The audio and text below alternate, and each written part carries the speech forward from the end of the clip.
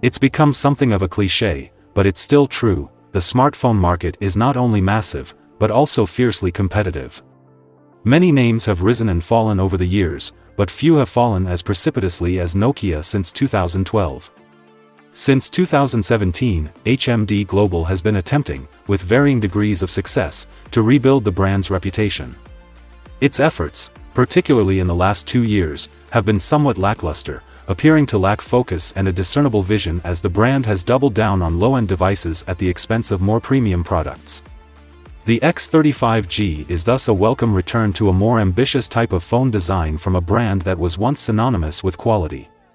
It has many of the features expected of a premium mid-range device, such as an aluminum frame, a high refresh rate screen, and a 50-megapixel camera. However, the competition hasn't slowed down, and the X35G will need to do a lot to stand out. It's been a long time since Nokia was known for being at the forefront of phone design. During the Lumia era and before, the Finnish company was known for producing phones that were not only incredibly durable but also quite luxurious. More recently, design has not been a primary concern of the revived brand, which has prioritized durability over covetability. So it's good news that the X35G has started to change the story for the better.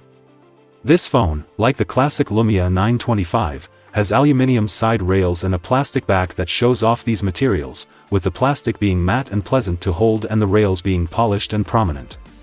In comparison to the X10 and X20 from last year, this is a Nokia phone that feels like it was designed with care. There are 2 color options, cloudy blue and ice white.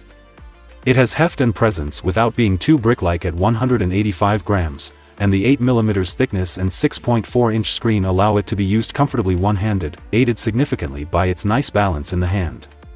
The design is accomplished, and it is the most audacious statement of intent from the new Nokia brand since 2017.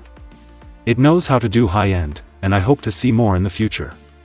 With this new design approach comes a renewed emphasis on sustainability. This phone is said to be Nokia's most environmentally friendly to date, with an aluminum chassis made of 100% recycled materials and a plastic back made of 65% recycled materials. The box is 100% FSC certified and made of 75% recycled materials, so packaging has been reduced as well. Furthermore, the X35G is one of the first devices to be available on Nokia's circular subscription service, which aims to encourage users to keep their phones for longer periods of time and then reuse or recycle them through the use of monthly investment incentives towards a variety of sustainable causes.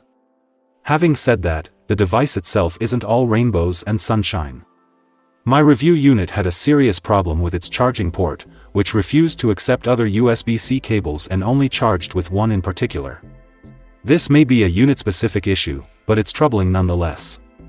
It's also unfortunate that the device only has a mono speaker, rather than the stereo option found in much of the competition. When it comes to the display, things improve. Nokia has long relied on 60Hz LCD panels that do the job but fall short of rivals in terms of smoothness and contrast, even at significantly lower prices. As a result, it's encouraging to see the X35G paired with a 1080p 90Hz OLED display that shows good colors and gets bright enough to combat direct sunlight. Although the refresh rate is not as high as that of its competitors, the difference between 90Hz and 120Hz is negligible in practice, and the lack of 1 billion colors had no effect on the viewing experience. Because of the 1080p resolution and the small screen size, the content was sharp. Reading, in particular, was a pleasure. The screen is completely flat, with no side curves. The X35G has a display that will not compete with the likes of Samsung or Realme mid-range devices such as the Realme 9 Pro Plus, but it will suffice for most people's general use. The classic Nokia was known for its camera performance as well as its design. The N8, PureView 808 and Lumia 1020, for example, were designed from the ground up with cameras in mind, and their influence can still be felt in some devices today. Of course, the X35G is not like any of those, but it has several promising camera features, the most important of which is the inclusion of optical image stabilization on the main rear module. This feature is far from a given at this price point, but it can mean significant improvements in low-light performance. The sensor has a resolution of 50 megapixels and an aperture of f1.8. A 13-megapixel f2.4 ultra-wide lens flanks it, and the front-facing camera is 16 megapixels with an aperture of f2.4. There's little of the marketing nonsense that comes with many smartphones these days. The images are binned to 12.5 megapixels. So it's a good thing that the camera's performance is generally positive. Detail is well represented in good light, and colors pop without being oversaturated. In more difficult lighting conditions, the Auto HDR mode is activated, which requires some fine-tuning to be effective. In many shots, it had a tendency to overbrighten the foreground, rendering images flat and lacking in contrast. The included night mode worked well in low light to improve contrast, brightness, sharpness, and saturation. As a result, it's one of the better performers we've seen in this price range. Indeed, the night mode cleaned up the issues caused by Auto HDR in most situations during the day and is quite useful as a default setting. The ultra-wide sensor's performance was predictably lower than that of the main camera. However, it was adequate in most situations, with adequate detail and color reproduction. In low light, performance plummeted, which was to be expected. Selfies taken with the front camera were of reasonable quality, with enough detail without revealing embarrassing blemishes.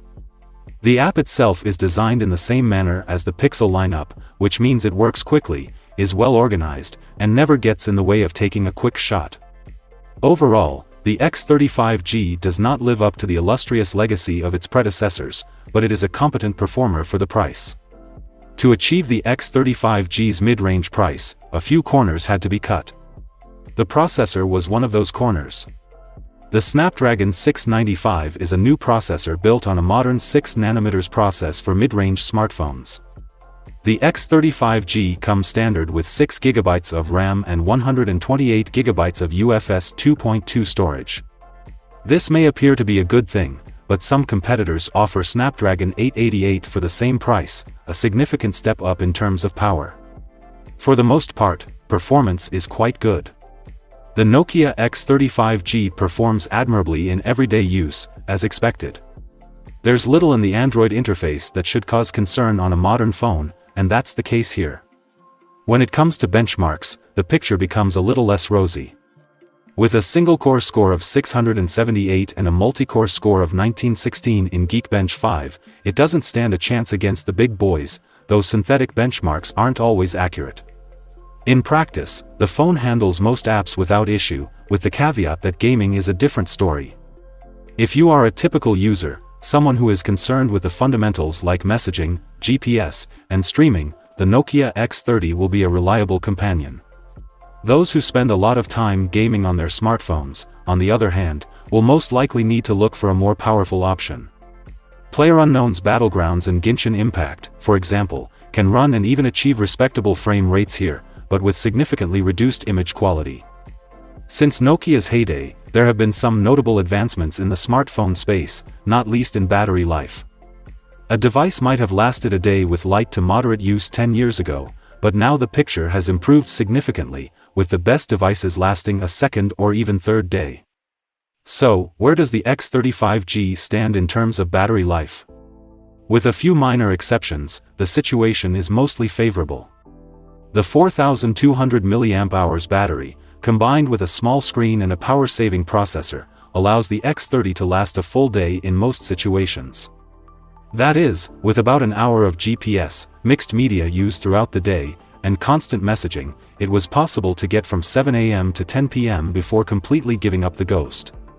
Those with different usage patterns will, of course, see different results, but for the most part, this will suffice. When it comes to charging, the situation is similarly upbeat. The X30 can recharge at 33 watt, which isn't the fastest solution available but was enough to charge the battery by 72% in 30 minutes. For manufacturers, premium smartphones serve two primary functions. For starters, because they are sold at higher prices, they can be used to increase revenue. The second and perhaps more important purpose is a declaration of intent. The release of a powerful high-end device is a bold move that encourages the general public to take notice. As Nokia's first more ambitious design in several years, the X35G draws attention almost by default. It has a solid eye-catching design, a good enough screen, mostly reliable cameras, a long battery life, and fast charging, rounding out the list of features expected of a modern smartphone. Furthermore, the user experience is pleasant, and with the promise of ongoing software updates, it has the potential to be used for many years. There are some drawbacks, such as a lack of stereo speakers and some durability issues, as well as the issue of competitors. Although the X35G does a good job of keeping up, more powerful and capable devices from other manufacturers are available for the same price or even less. If you're looking for a well-built capable device at a reasonable price, the Nokia X35G should be on your shortlist. If you require the best camera, more power, or faster charging, you should look elsewhere.